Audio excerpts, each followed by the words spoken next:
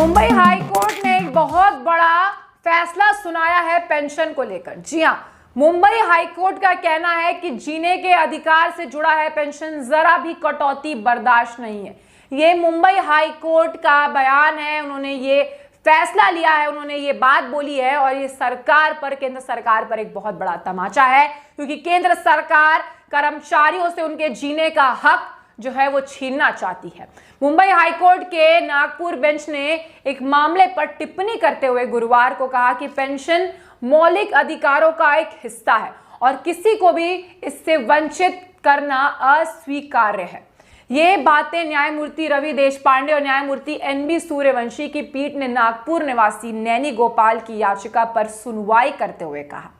याचिकाकर्ता ने भारतीय स्टेट बैंक के केंद्रीकृत पेंशन प्रसंस्करण केंद्र की कार्रवाई पर शिकायत की। उनका कहना था कि उनकी पेंशन की मासिक रकम 11,400 रुपए में से हर महीने 782 रुपए की कटौती की जा रही है। कुल 3,59,60,000 रुपए की कटौती हो चुकी है। उन्होंने इसकी वसूली के लिए याचिका दायर की थी। इस पर बैंक ने प्रतिक्रिया देते हुए कहा कि किसी तकनीकी खराबी के कारण 2007 से उनकी पेंशन से 782 रुपए की कटौती की जा रही थी।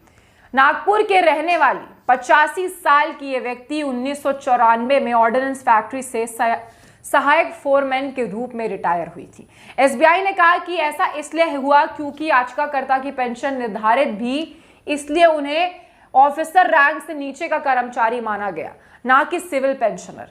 एसबीआई ने यह भी कहा कि रिजर्व बैंक ऑफ इंडिया ने उसे गलती से दे दी गई है। अतिरिक्त पेंशन राशि वापस लेने के लिए अधिकृत किया था।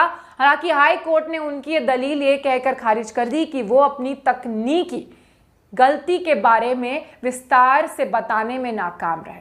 न्यायाधीशों ने कहा कि ऑर्डिनेंस फैक्ट्री में 85 साल की व्यक्ति की पेंशन को ठीक करने में कोई त्रुटि नहीं कि ऐसे में उनकी पेंशन की राशि काटे जाने का कोई अच्छा कारण दिखाइए, और जो उनका जो कारण है वो दिखाई नहीं देता है, ऐसा कहा हाई कोर्ट ने।